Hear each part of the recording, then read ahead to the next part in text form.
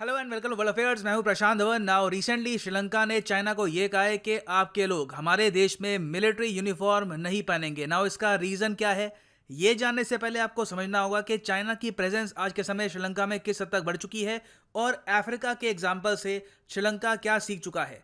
Now first of all आपको पता होगा कि चाइना की प्रेजेंस ऑल टुगेदर श्रीलंका में बहुत बढ़ चुकी है। हम्बनटोटा पोर्ट ये ऑलरेडी एक्वायर कर चुके हैं और अब हाल ही में जब से श्रीलंका के पार्लियामेंट ने अप्रूव किया है Colombo port city economic commission bill, इसके अंडर चाइना अब यहाँ पे कोलंबो पोर्ट के पास बना रहा है एक unique city in the special economic zone. ये एक ऐसा शहर होगा जहाँ पे ज्यादातर जो चाइनीज इन्वेस्टर्स हैं, चाइनीज नेशनल्स हैं इन श्रीलंका, ये यहाँ पर रहेंगे। करेंसी यहाँ पर यूज होगी युआन। एक अलग पासपोर्ट यहाँ पे बनाया जाएगा स्पेसिफिकली फॉर चाइनीज नेशनल्स। तो आप कह सकते हैं कि श्रीलंका के अंदर ही एक मिनी चाइना, जहां पर श्रीलंका के कानून भी एप्लीकेबल नहीं होंगे, कॉन्स्टिट्यूशन ऑफ श्रीलंका भी एप्लीकेबल नहीं होगा, ये बनाएगा यहाँ पर चाइना। और इंटरेस्टिंग बात यहाँ पर यह है कि ये जो पोर्ट सिटी है इसको डेवलप करने के लिए श्रीलंका ने चाइना से और उधार लिया है और बिलियंस का लोन लिया है। और श्रीलंका उस लोन का करेगा क्या, श्रीलंका पे करेगा चाइनीज सरकारी कंपनियों को ताकि ये श्रीलंका में आके कंस्ट्रक्शन करे। तो इसलिए आज के समय हजारों की संख्या में चाइनीज कंस्ट्रक्शन वर्कर्स, इंजीनियर्स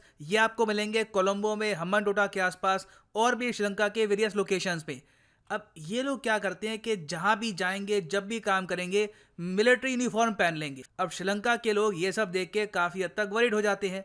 उनको चाइना की रेपुटेशन पता है, उनको पता है कि बहुत ज़्यादा बड़ा देश है, इंडिया को भी मिलिटरीली चैलेंज कर रहा है, यूएस को भी आज के समय चैलेंज कर रहा है और हमारे छोटे से देश में लगातार ये ज़मीन परचेज कर रहे हैं।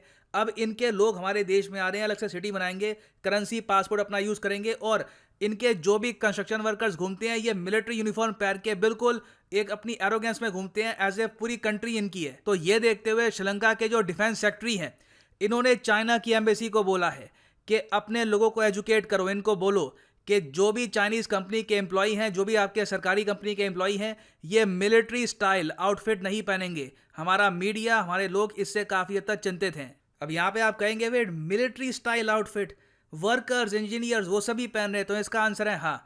यहाँ पे आप देखोगे कोलंबो पेज का आर्टिकल है, ये जो दृश्य है ना आपको काफ़ी आम मिलेगा।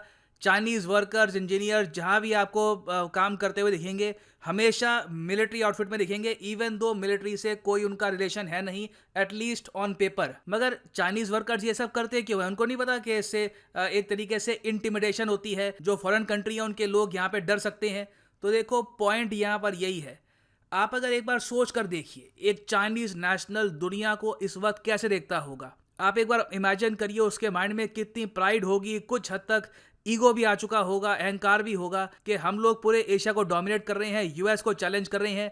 इंडिया पाकिस्तान की राइवलरी का फायदा उठाकर ग्वादर कब्जा लिया, पाकिस्तान ऑक्यूपाइड कश्मीर की जमीन कब्जा ली और अब जो बचा हुआ पीओके है वहाँ पे उनके सोल्जर्स ऑलरेडी डिप्लॉयड हैं, यहाँ पे डैम्स बना रहे हैं, श्रीलंका की जमीन कब्जा ली, इंडियन ओशन में और जगह भी मिलिट्री बेस बना रहे हैं। तो जो ये चाइनीज़ वर्कर्स हैं जब ये बाहर जाते हैं, इनके दिमाग में यही होता है कि ये तो अब हमारी कॉलोनी है, यहाँ पे हमको बस काम करना है और this land belongs to us. इनकी गवर्नमेंट, हमारी गवर्नमेंट की बात सुनती है, तो बिल्कुल मिलिट्री यूनिफॉर्म यहाँ पे हम पहनेंगे ताकि लोगों को और ज़्यादा हमारी अथॉरिटी दिखे।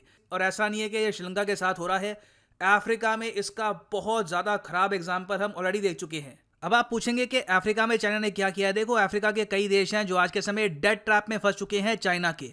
अब फॉर एग्जांपल केनिया है, उसके अलावा कई और देश है, जिम्बाब्वे को आप काउंट कर सकते हो।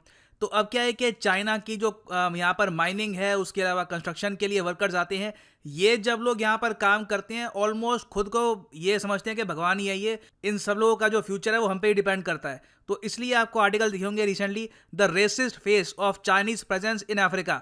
ये लोग क्या करते हैं कि जहाँ भी जाएंगे वर्कर्स के सामने एक मिलिट्री यूनिफॉर्म पहनेंगे, ऑलमोस्ट उनको बताने के लिए वी आर दी अथॉरिटी। चाहे प्रेसिडेंट कुछ कहे, प्राइम मिनिस्टर कुछ कहे, यूएन में कोई बात हो, लोकल लेवल पर जब काम होता है हम आपके ऊपर हैं, हम तुमको बताएंगे कि तुम्हें क्या करना है। तो ऑलमोस्ट एक कॉलोनियल टाइप का ये माइंडसेट है। और ये एक और आर्टिकल है कि अफ्रीका में कई वर्कर्स हैं, उन्होंने कंप्लेन करी कि हमारी एक्सप्लॉयटेशन होती है, हमें इंसानियत समझते नहीं है और ऑलमोस्ट हमको ये लोग ऐसे ट्रीट करते हैं जैसे कोई वॉर प्रिजनर हो, कोई जंग हो रही हो, हम जंग हार गए हो और अब बस इनके अंडर हमको काम करना है। अब यहाँ पे आप पूछेंगे कि अगर चाइना के इंजीनियर, जो इनके कंस्ट्रक्शन के जो भी लोग हैं, मैनेजर्स, जब इतनी एरोगेंस शो करते हैं, बाकी लोगों को अपने से छोटा समझते हैं और ऑलमोस्ट दिमाग में इसी माइंडसेट के साथ काम करते हैं कि ये धरती तो हो गई हमारी अब, तो कभी चाइनीज़ वर्कर्स की इस बात को लेकर पिटाई नहीं हुई, क्योंकि जहाँ भी ये जाते होंगे माइनॉरिटी तो यहाँ पर यही लोग हैं। तो इसका आंसर है हाँ, कुछ इंसिडेंट्स हुए हैं जहाँ पे इनकी पिटाई भी हो गई थी। फॉर एग्जांपल ये केस है, जो चाइनीज़ मैनेजर था बहुत ही ज़्यादा बुरी तरीके से अफ्रीकन से बात कर रहा था और एक लेवल के बाद अफ्रीकन्स ने कहा ठीक है, हम इतनी बेइज्जती नहीं सहेंगे, और आप देख सकते हैं उसको मारना शुरू कर दिया था। और ये काफ़ी एक फेमस वीडियो थी, तो ये पूरे अफ्रीका में काफ़ी फेमस हुई थी। उसके बाद से हमने ये देखा है कि जो चाइनीज़ यहाँ पे मैनेजर्स हैं, इंजीनियर्स हैं, वो काफ़ी हद तक हम्बल हो चुके हैं।